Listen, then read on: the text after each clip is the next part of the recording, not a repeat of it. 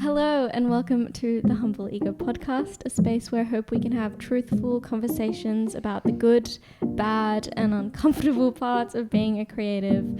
For those of you who don't know me, my name is Joy, and through having conversations with the creators I admire, I really just wanted to break down and learn how we can stay true to our authentic selves whilst putting our work out into the world. This is our 4th episode of the podcast, which is pretty crazy. Pretty crazy. I am once again joined with the highly requested guest, Tamar Ben Hur. Thank you. That's such a warm feeling to get that feedback. Totally unexpected. Yeah, we got so many comments and messages from you guys saying you loved our episode, and we're so glad because we loved filming it and it was a great experience. At the same time, I almost didn't want to post that episode. I was like, is this even interesting? Not that you're not interesting, but I have a lot of doubt. And so to get that feedback from you guys, and just in general, all the episodes we've posted so far have been pre-filmed. And so it's really nice to be able to just thank you guys for all of the support on the podcast so far. It's been really beautiful, and yeah, just feeling very grateful and excited to do more episodes with you, because that was always my hope, was that we would do more episodes together. So the fact that you guys received it so well is amazing. So this episode is going to be a bit different because obviously I have Mum back, but we kind of thought to do a little switch where she kind of takes a bit of the control and interviews me. Yeah, I'm so excited about this because obviously I've been witnessing your life from day one. But still, it's like I have my idea of your life. Yeah. And I'm actually so curious to hear your perspective about, your everything that's happened. Just my whole... Yeah, just the whole you. My whole journey. Like, who are you? Tell me who you are. I don't know. I got feedback from people being like, we would love to see an episode that kind of you get interviewed. So I was like, okay, I'll do it. I was trying to think of who I should get to interview me, and I instantly was like, I feel like you'd be the best person, because even though, like you said, like you have your own perspective of who I am and everything, I think sometimes I feel like you know me better than myself, and you're probably the only person I can say that about in the world. Whoa, suddenly got really itchy under my ear. Okay, anyway, go for it. Do what you need to do. Yeah, sorry, I had to fix that. That was like really weird. Interesting. Yeah. So I think it's time for you to take control. Okay. Take over the Humble Ego podcast, why don't you? Okay, I'll do my best. Mm-hmm. I think I'm gonna, I haven't really prepared. Yeah, we haven't prepared anything. I literally just threw Mum into this last night. This is gonna be a free flow, but we know the material inside out because we're living it. So we're kind of trusting that. But I guess I'll start with asking you the question that you usually ask your guests, tell me your story. Yeah.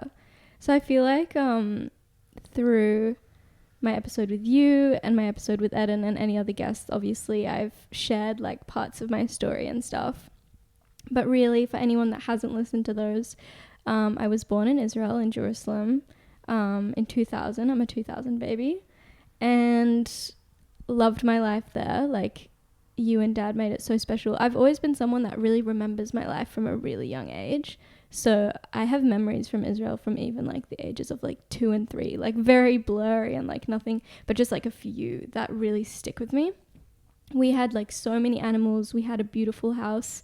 When did we move there? When I was like... We moved there when you were 1 year old. So we were building the house, from when you were born, and then still living in that little apartment, 1-bedroom apartment in Jerusalem. Yes. So that's where we started. And then we like...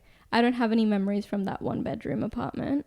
Yeah, of course. Yeah, I was very young. But I remember the house that you guys built, and it was like on the edge of the forest. We had so many animals. Like, we had a donkey, we had a cat, we had 2 dogs, we had peacocks and birds. Like, you and Dad really let me just... I was an animal kid. Like, I loved animals.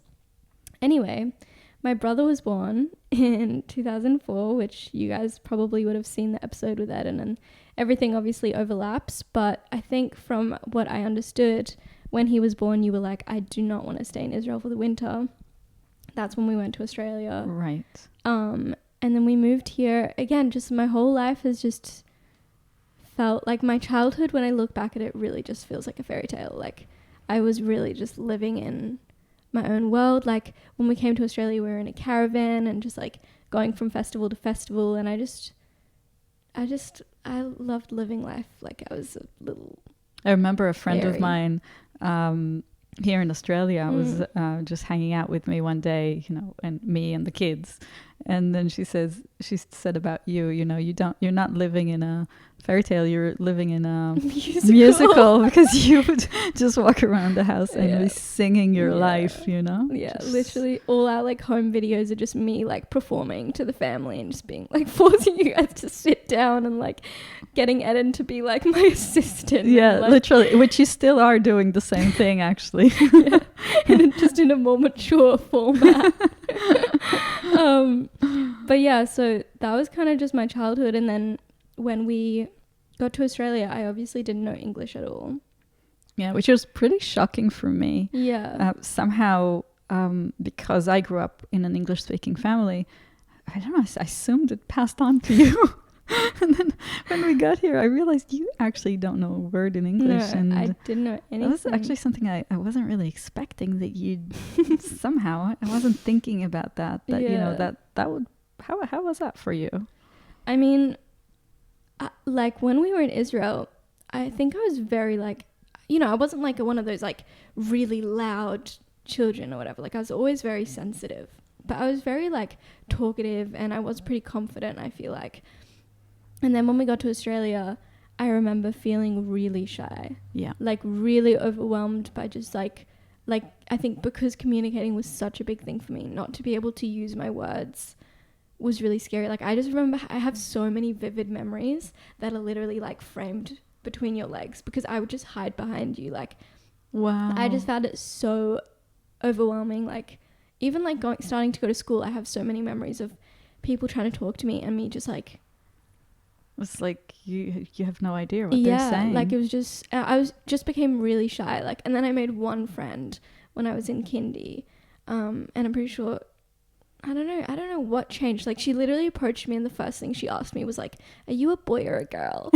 Like I remember it so vividly, but I understood it, and I was like, "A girl."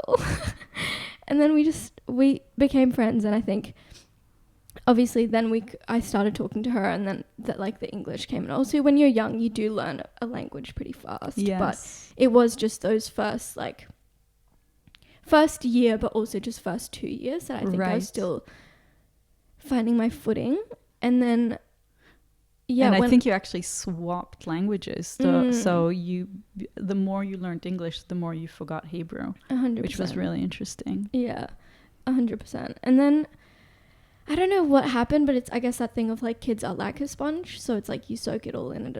And then it was like I got into year 1 or like grade 1, I don't know what people say, but year 1 here in Australia. So I was 7 or 6 turning 7, and I suddenly just came back to myself. Like I think I made like 2 close friends, and I just have started having memories of me suddenly just being like really confident at myself with the class, and just like, and then I was like myself, and then from there it was just like me growing into who I am now. Yeah. But yeah, I think that shaped me a lot, not knowing the language. Like I had this like feeling of maybe not like imposter syndrome completely, but just that like feeling dumb. Yeah. Yeah, and I the think, feeling dumb. Yeah. Yeah, I think that like stayed with me for a really long time. Yeah. Yeah, Yeah, that makes sense. Yeah. Yeah, it's really big for you to go through that as a child. You know, the ground really cracked, and it's very overwhelming. Yeah, it definitely was, but at the same time, like, yeah, it was also such a good like childhood. Like there was really like it shaped me, but you and Dad made the transition so smooth. And I don't remember if, we talked about Dad's accident in our episode, but yeah, it was crazy because the first day of class 1, so the first day that I really remember feeling like confident in myself was the same day that Dad had his accident. Wow, I never put that together. I'm like getting emotional. Of course you are. Of course you are. Yeah. Of course you are. This is what happens when I talk to Mom. Fucking, yeah, just, I don't even know why I'm emotional. I'm like... It makes so much sense you to be, because it's, you know, things that, firstly, you know, I don't know if you have really fully processed them. And yeah, this is really big, you know, and I think it's interesting to see what shapes us, and 100%. and know that it's not always, you know, some of it is the good things that happen, but also some of it are the challenges that we overcome, and they somehow make us who we are. And what do you think are the gifts that you got from these challenges? I mean, so much. Like, sorry, I'm just... Guys, I'm literally the most sensitive, emotional person. I'm also on my period. And also, like, you know, me and Mom are so open with each other that, like, I just... Like, if there's any emotion in me, it's gonna come out when I talk to Mom. Like, I swear I'm fine. And I do feel really resolved in this story. I guess it's just still that thing of... I don't know, just having empathy for, like, younger me. Yeah. I need to get a grip. But, yeah, like, I think the thing that I mentioned about feeling dumb, like, I think that stayed with me for a really long time. Like, when we got into school and everyone started reading and stuff, like, I always felt like I was behind. Like, yeah. I always felt like I had to fake it and, like, just really, like, I have this, like, clear memory of being maybe it was like year 2 or year 3, and we were doing our timetables, and our teacher was, like, you know, kind of doing a game a little bit where he, like, would ask someone in the class, like, okay, like, be like, okay, Jordan, like, 5 times 3 or whatever. And, like, till that point, so much of, like, the maths I was doing, I was kind of, like, didn't fully, like, so I just kind of copy people, or, like, if I got it wrong, like, I just wouldn't, like, I just could hide behind everyone else. Mm-hmm. And then I think he asked me, and I think I just, like, fully made up an answer or something stupid because I didn't even understand. And then I think he reached out to you and was like, I think Joy needs a bit more help. Fuck, I really need to... Sorry, guys. Once I start crying as well... You know, I think it's like, it's, you know, we visit these moments and that time in our life that you know, leave these memories somewhere alive in us. And then when we revisit them, it's like what happened then is all of a sudden happening now, and we're all of a sudden become that person. And I love that you say, you know, just holding little you with so much compassion. I can tell you from, you know, witnessing your journey, and it's, you know, it's, for me, it's such a privilege also hearing you claim your story, that kind of that internal story, but also witnessing you then, and I think maybe one of the gifts that came out of it is that you had to, you know, you found other ways to express yourself. Yeah. So my memory of you going into class 1, because it's a Steiner school, you know, the first assignment that you got was you got this big block of wood and sandpaper. Yeah. And you were all meant to start sanding that block of wood, and that would turn into being your name that you ended up putting on your desks. And the name I think you were doing with nails, but you were all these little class 1 kids were all like working, sanding this kind of block of wood, and you were so determined, you know, you were so eager, and you used all your willpower to, you know, make it as good as you could, and then you made your name, and then, you know, it's like there was that whole artistic expression that I think all of a sudden became got such an emphasis for you, and continue to this day. 100%. I think like I quickly found my confidence in creative projects rather than like classic intellectual. Like English and math was never my strong suit, even though, because it wasn't my strong suit, I pushed myself so hard once I started like doing out of school classes and all of that to really understand, because I felt like I always had that thing of like I need to work double as hard as everyone. Right. It actually did pay off in the end, because like even though that stuff doesn't necessarily still come like super naturally or to me or whatever, in school, like I really pushed myself.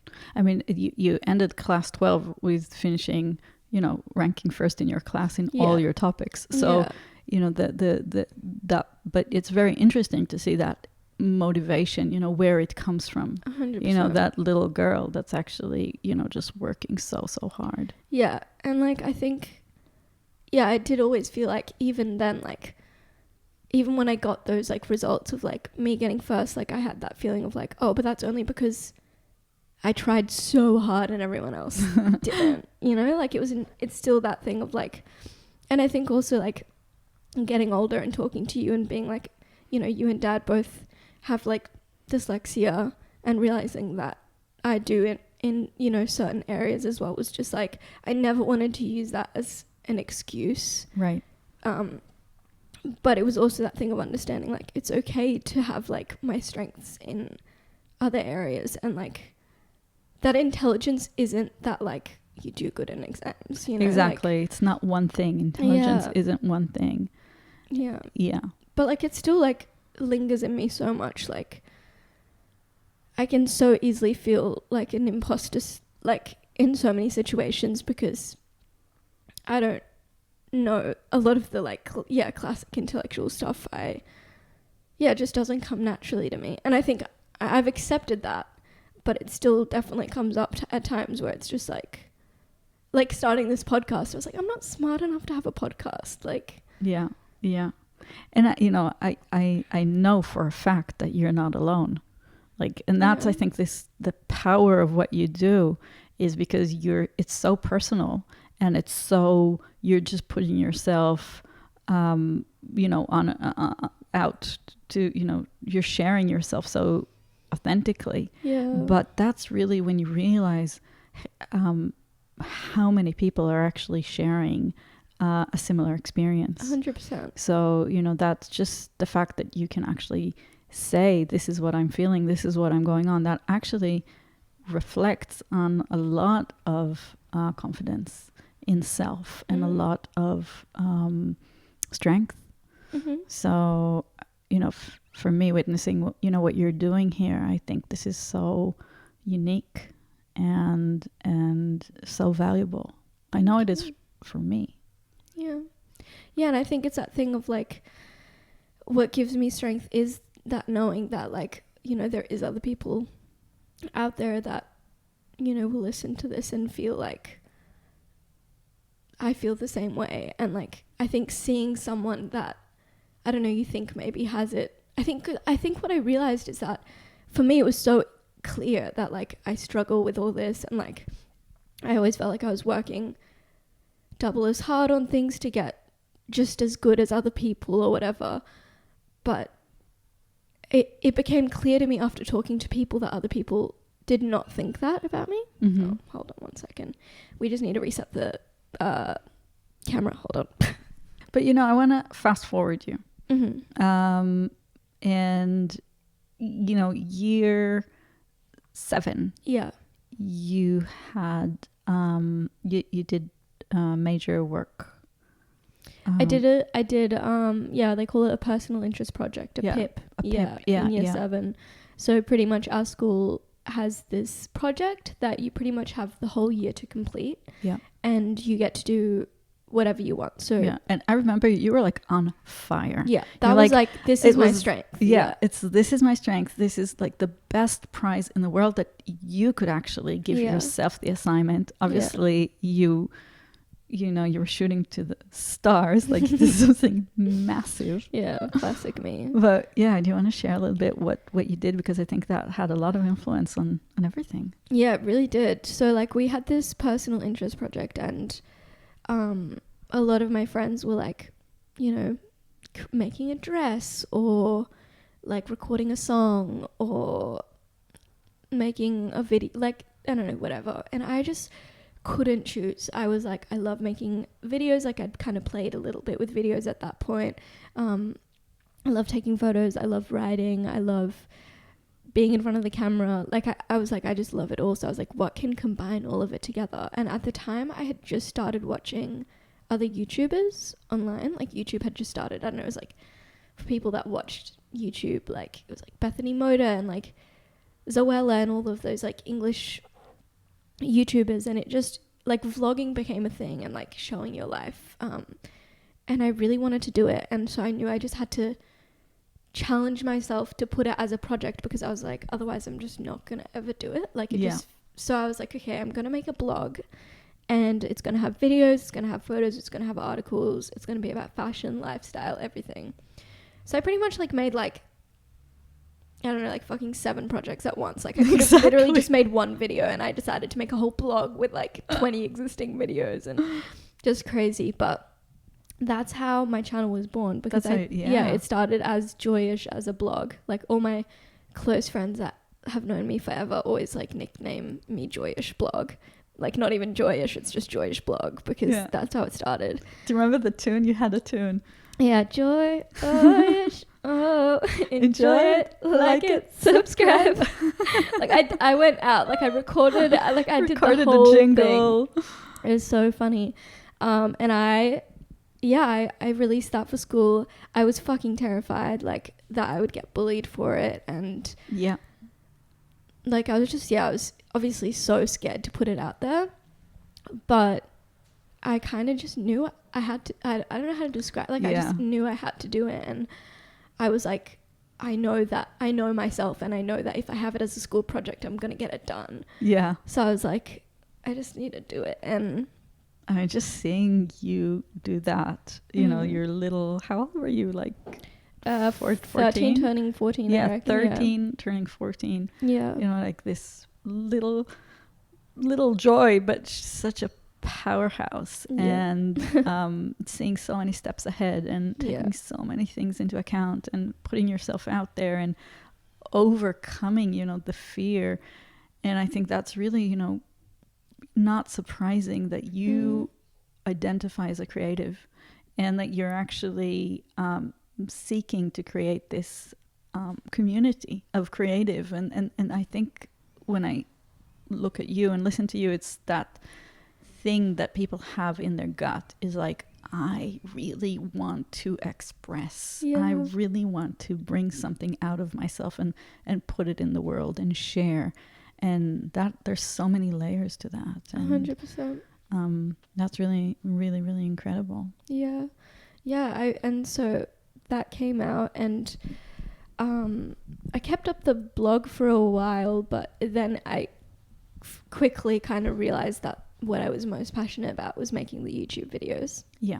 And so I kept that up and just taught myself everything from watching like YouTube videos and stuff on how to edit, and, you know, saved up and got a camera and just the whole thing. And yeah, I kind of was doing like lookbooks and random like haul videos and DIY. Like it was so cringy. Like at the time it wasn't, but like I look back and I'm like, oh my God. But yeah, I did it, and I learned, and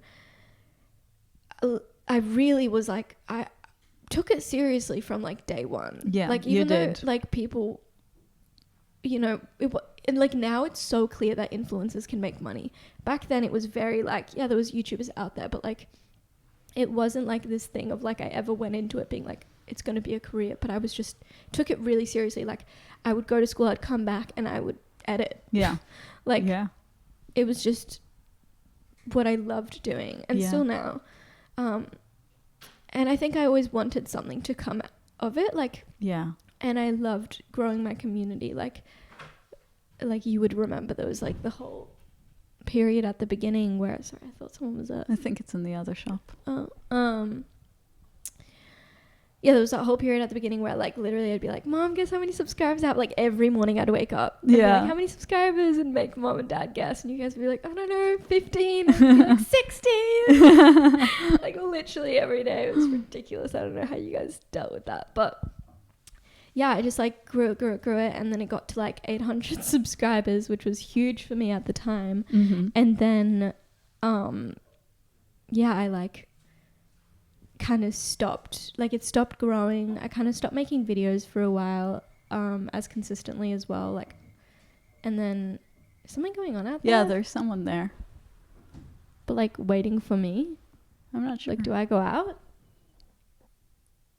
I'm not sure. We'll just keep going anyway.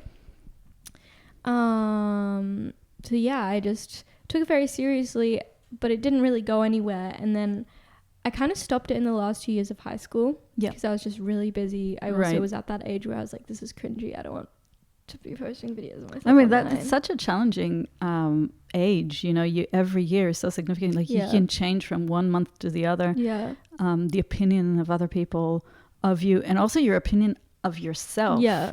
About yourself. Yeah. You know, that's such a hard thing to be able to contain, especially, I mean, at any age. Yeah. But especially that age. 100%. And it's that age as well where like, I think when I really stopped was like around year 11, which I had started having my first relationship. And I think I kind of just got, you know, sucked into school and was consumed by friends and him. And I think I also just, like you said, that age where it's like you start caring so much more about how other people will perceive you. And I think, if I'm really honest, and I've talked about this in YouTube videos before, it's that thing of also like, how will men perceive me? Like, how will guys perceive me? Like, would this be attractive? Or like, yeah. And in my head, it was just so clearly like, YouTube would be so cringe. Like, any guy that would ever be interested in you, if they saw that, would be like, oh my God. Yeah. You know, like, I just thought it'd be, which is not necessarily like, even though I still have that mindset sometimes, it's never been the case. Like, all my partners that I've been with in a way have like my channel and me doing that is part of why they liked me. Right. But yeah, I think I just really like started caring, so I stopped. But then I graduated and I was like, no, like I want to do this. Like, I started working and just, I was still doing kind of like retail and working at a, just a few different jobs. So what would, because I know that there are many young people that are wanting to put themselves out there. And, for you now, after everything you've gone through, what would be your advice? Looking back, what would be what helped you actually being able to, just keep on going? Yeah.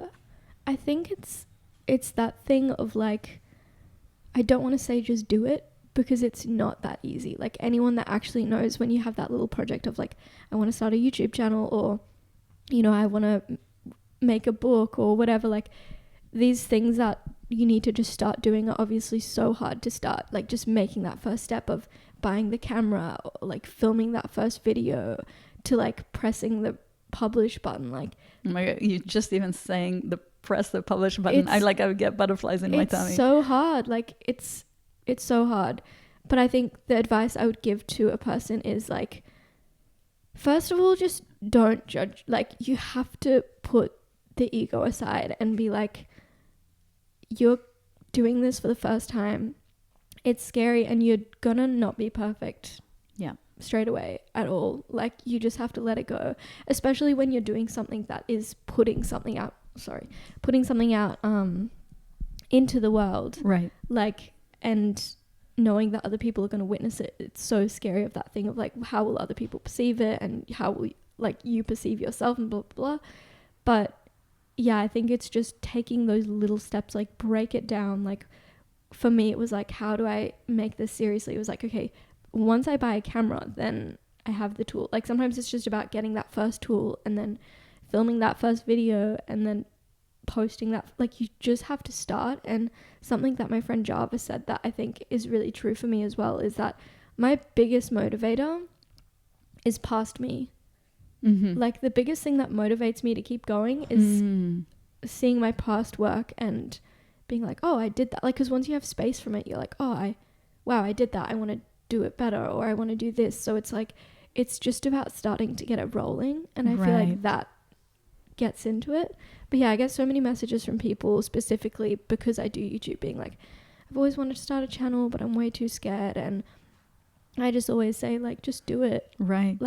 So interesting. I mean, you know, you're saying it doesn't need to be perfect. No. You're saying break it down to little steps and just do one step at a time. Yeah. And then you're talking about, you know, starting having that momentum as a creative and being able to reflect back on your work, which really opens up this whole idea of our relationship to our creations, you know, because once they're outside of us, they're not ours. They kind of have a life of their own. Yeah, 100%. And you can reflect back on them and you can, wow, I did this. And somehow it's like, how did that even happen? Yeah. You know, there is that element there.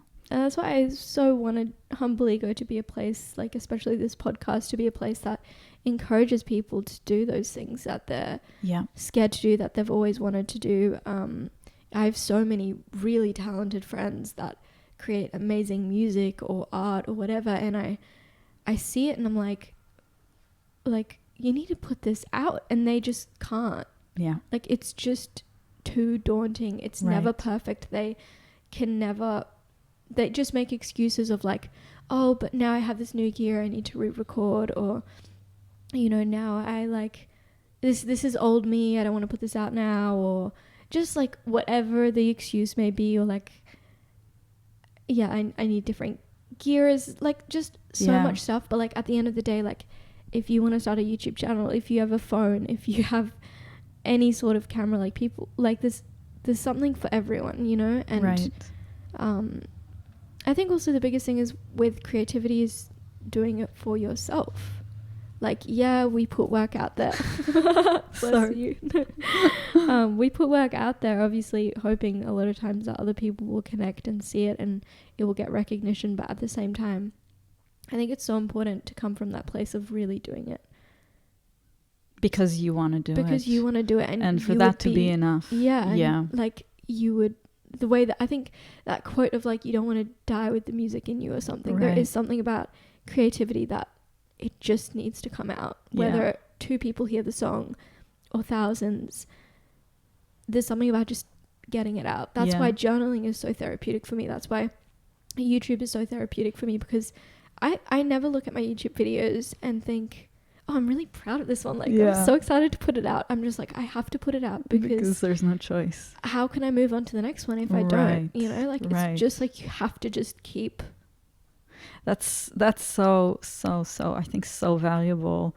And also, you know, just again having this front seat to witnessing your life, which is such a privilege. But Ditto. Yeah, I think that sense of this maturation, you know, that you matured into a bigger mission. Where it started was joyish, and it was that part of you that is actually willing to share your life because it may have also benefit for other people, and because it's a creative outlet that you just love, even though there's so much hard work involved.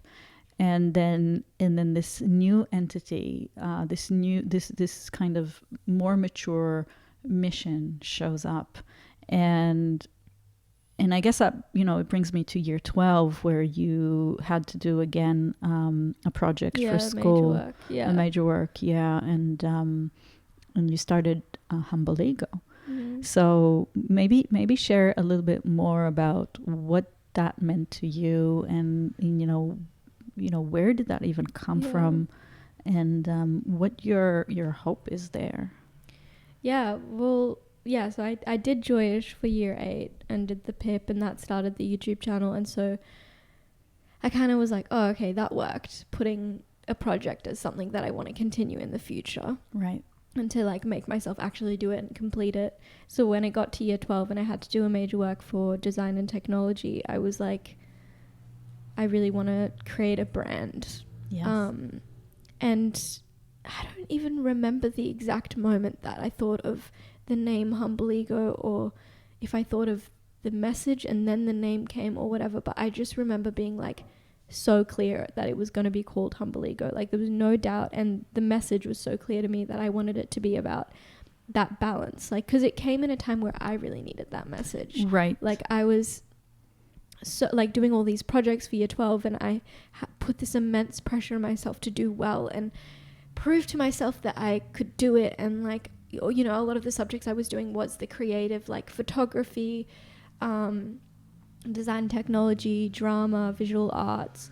And so I was like, this is, you know, that thing of like, I didn't feel smart necessarily in the like English, math, history side of things, but I was like, this is what I'm strong at. I have to make it the best it can be. Which is ridiculous looking back how much pressure I put on myself. But with that pressure and this like ego of like, I need to prove myself, and hearing what you said before, you know, is because now it gives a bigger understanding as to why that motivation, you know, when it was seeded. 100%. And actually it was seeded, you know, in a place of pain. You know, it was a way for you to resolve that pain. 100%. Yeah. And so I like, it was everything I would create at that time. Like I was just like, was shit. Like I hated everything. Right. I'd go into everything with these expectations of like it needing to be a certain way, yes, and it would never live up to my expectation. Everything felt like, yeah, just bad, cringe, didn't want to share. Like if I ever made something like, and someone would compliment on me, like I would really struggle to just take on the compliment, because I would just feel like they were lying, or I'd just be like, no, like it just would be like, no, it's not good enough to deserve any sort of recognition or love. Like, and then I was like, it was just causing me so much distress and like depression to a certain, like I do look back at that year and I'm like, there was some serious depressive episodes, like, yeah, and that was like the only year that I had like an actual panic attack. Like, I was not good. And then I would look at other creatives and I was like, oh my god, like even if their work or whatever wasn't 100% my style or amazing or whatever, and even if they didn't get heaps of recognition, they were just like, yeah, I made this painting, like I like it. And I was like, how do you do that? Like how? And so then I was like, oh my god, there's this balance that needs to happen where you have the confidence and the self-worth and the self-love of the ego to be like, I can do this, my work deserves to be seen, my work deserves to be created. But then also that humility to be like, it's not perfect, it's never going to be perfect, I'm not perfect, everyone around me has the exact same rights to succeed and shine as the people there are, and everyone's voice deserves to be heard. And just that balance of like the humility and the ego, because my whole life it was very like, be humble, like the Australian like tall puppy syndrome of like, yeah, like don't stick out, like, you know, don't be proud of anything, like that's arrogance, that's cockiness, blah blah blah, ended up actually making me just feel sick. Yeah. And like I just couldn't, like, you know, that thing of like have self-love, but then it was like, but what does that look like if any time I like accept a compliment or feel good in myself, someone's like, oh, they feel a bit, you know, like there was just that something didn't click. And I was like, there needs to be this balance, that the ego of self-love and self-worth and that grounded confidence that actually comes from acceptance and value like needs to be there.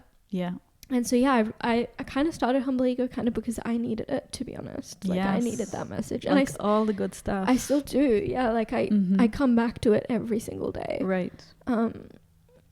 But yeah, so I started the brand, and I started as a clothing brand and got myself so stressed about it, and then graduated and kind of just stopped Joyish and Humble Ego and everything for a while until I kind of picked it back up again.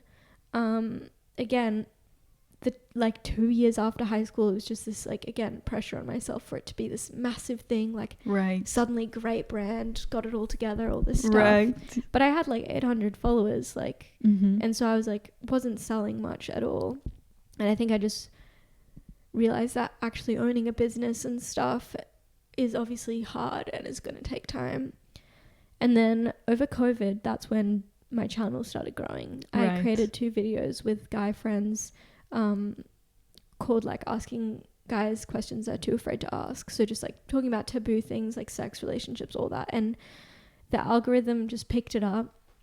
And I think a lot of people found me through that. So I suddenly kind of like grew very fast. Like I remember the first 10 days that it started happening, I think I grew 10K in 10 days, which for me at the time was like crazy.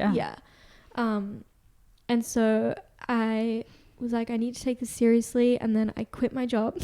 Like, not that I was like, I'm going to just suddenly do YouTube full time. Like that wasn't the case, but I was like so sick of my job. And I was like, okay, I just need to restart. I want to keep doing this YouTube thing. And so I quit my job. And then on my day off, because suddenly I had time, I made myself a necklace. Right. Because Dad's a jeweler. And I've always made jewelry with him growing up, and it's just like another creative, fun thing that I love doing. And I posted on Instagram, not thinking much at all, just like, I made myself this necklace, like, I don't know. I made myself a matcha. Yeah, like, just like really chill, like, look at, like, and then people just started messaging me and being like, can I buy one? And I was like, you know, I was using all like real, natural, beautiful gemstones and, you know, gold and like high quality stuff. So I was like, these are going to be expensive. And so I was like, I don't even know if people are going to be able to afford it. So I kind of put it on my story being like, okay, this is the price of them. Like, would you guys want to buy it? And everyone was like, yeah. Like, and so I just started selling all these necklaces on Instagram. And then I was like, oh my God, I can actually. I remember every order would come like as a message. So you needed to go back to it. Oh my you God. had all these messages. It was so chaotic. Yeah. And that was a great period. And then it just kept going and kept going to the point where I was like, I think I need to actually make this a website. And Humble Ego was still in the back of my head. And I was like, I can combine these, you know. Right. And so that's when I kind of relaunched Humble Ego as kind of what it is now, which is a brand where I sell jewelry, but also have this podcast now, and I want to, you know, do Humble Ego productions. Like, Humble Ego has always been about the message, and it's just nice to be able to also create products that then people can have that I believe really align with like the Humble Ego message. Like, what I love about the jewelry so much is because I'm working with like natural gemstones that have all these amazing properties. It really like does help people feel like confident in themselves, whether it be through believing actually about, you know, the crystals having these amazing properties, or just from feeling beautiful in a necklace. Like, I get so many messages from people being like, I love it, I never take it off, it calms me down. And so it was really nice having that as my the products for Humble Ego. And I definitely in the future want to do more products. And I think, you know, that's again for creative people, it's like this triangle of you know, sharing your inner world, and then also being able to you know, really break it down and be very grounded in your work. But then there is that third leg of it being sustainable in the sense that it's grounded, that it can actually also generate income that would, you know, you'd then be able to invest more in your creativity. It's like this ecosystem, and just for you to be able to attend all those three legs, and every time it's like a new beginning, it's like a new birth, it's like stepping into the unknown. 100%. And it's crazy. I was talking to Eden about it the other day, and I even maybe mentioned it to you actually, is that like, I don't know, I think the past like 3-4 years I would always look at like my creations and like Joyish and Humble Ego and just be like, it's just not where my, like, I have the vision and it's just not there. And I just felt like it was like, not hitting. Whereas I think for the first time ever, I'm able to look at my YouTube channel and Humble Ego and everything, and like, even though it's not where I see it going, like it's going to keep changing, and I have a bigger vision, I'm able to be like, oh my God, like this is what I've been working for. Like I finally have my own brand that I feel so proud of, and like I'm so happy to have, you know, sent orders all around the world, and I have a podcast now, which has always been a dream of mine and something that I've wanted to do, especially through Humble Ego. And I have a YouTube channel, and you know, that's also still slowly growing and stuff, but I have such a beautiful community on there that I've always dreamed of. And like just being able to actually look at myself and feel proud of like all the work I've done, and be like, holy shit, like little Joy, this is what she wanted. Right. And like I'm actually here and can look at it now and be like, it's not perfect. There's so many things that I would change and want to do differently and want to keep changing. I mean, that's not. But yeah, like I've got there. Right. You know? Right. So am I allowed to say on this podcast, you know, how much I'm proud of you? I am so proud of you. And I'm proud of you because of this whole deal. You know, it's not about the results. It's really about the journey. Yeah. And